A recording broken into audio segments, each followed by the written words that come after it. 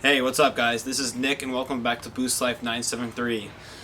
Today I wanted to touch on something about the BMW. So probably about 2 weeks ago or something, it had a check engine light came on and it was throwing a couple different codes. And so I set up an appointment at the BMW dealership because my car is still under warranty. And I took it there to drop it off for service and see what they had to say or see what the problem was. And they ended up having to reprogram the car, and this is exactly what they said they performed.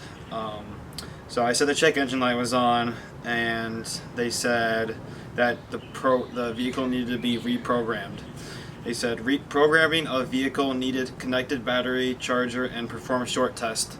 Faults for air mass plausibility present. Perform software update. Test drove vehicle. Rescan vehicle. Faults cleared. Verified customer concern. So I guess they performed a software update, and there's no check engine light on anymore. And I think that the dine in tune caused the check engine light for some reason, which I'm not too entirely sure why. And also, aside from the check engine light, I had a light pop on that said drive line malfunction. So it wouldn't let me, accelerate fast, and it was, kind of a concern. I didn't know what it was. And ever since the BMW dealership reprogrammed my car, no check engine light has come on. The drive line malfunction light didn't come up, and it's been, good ever since. So I'm gonna put the tune back on, but if I continue to get check engine lights, then I'm either going to switch the tune or get the better dine-in tune. That's the more expensive one. So hopefully the check engine light doesn't come back on, but if it does, I'll take the tune off, scan the car, clear the codes, and go from there. Alright guys, we did get some new tires as well in the front. This time we went with we did both fronts because there's a bubble in the sidewall of the tire because I hit a pothole and it was slowly leaking air, so I decided to replace the front two tires. And I put the General G-Max RS XLs on them, and they were very inexpensive and costed $112 each, and the total, including taxes, shipping, everything I got from Tire Rack, came out to $225. So that was a pretty good deal for me, I thought. I replaced both the two front tires, and so far so good. They handle well. It's a summer tire. In the winter, I'm going to get a new set of rims and some winter tires, so I don't lose traction in the snow. But these are the tires as of now, and I have no complaints about them. The size of the tire is 225 40 ZR18s.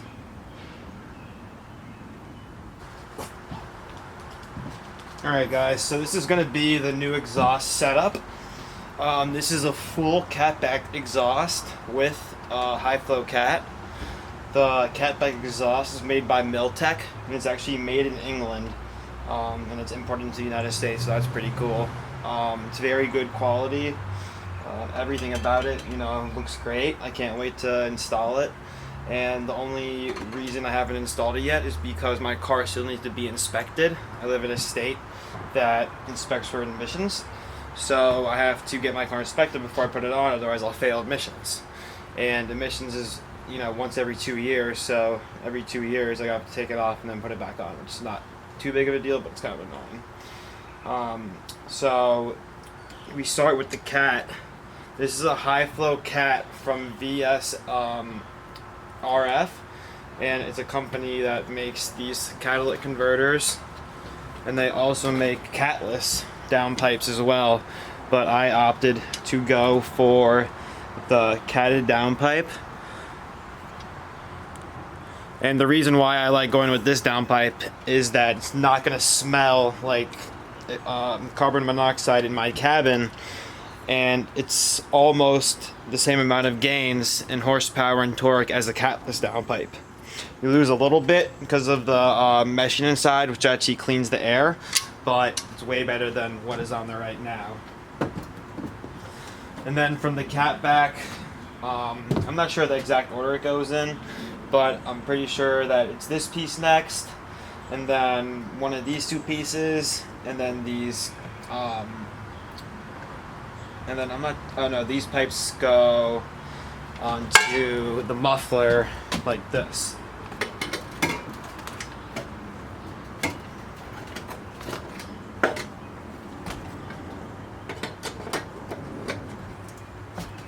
Right, they're going like that.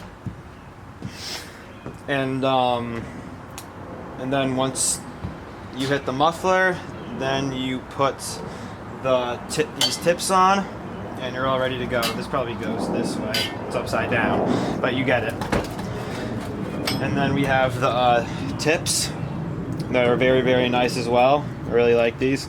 I really wanted to get them on. And it also came with all the hardware that you need to replace it, which is super nice. It has everything you need.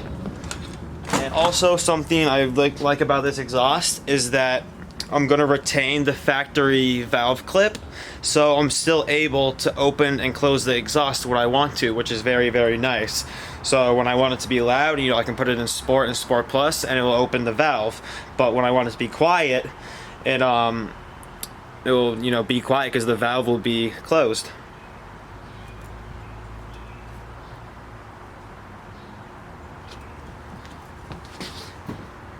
And then this is the muffler, which is in super, it looks super well made as well. It has the Miltech,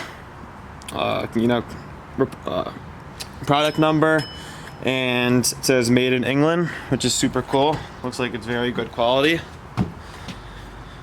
And the install will be in the next video, and you will be able to hear how it sounds. And the whole exhaust is going to be put on. The Sport Cat is going to be put on, plus the whole catback system, and it's going to sound very, very good. So stay in the loop. Subscribe to my channel,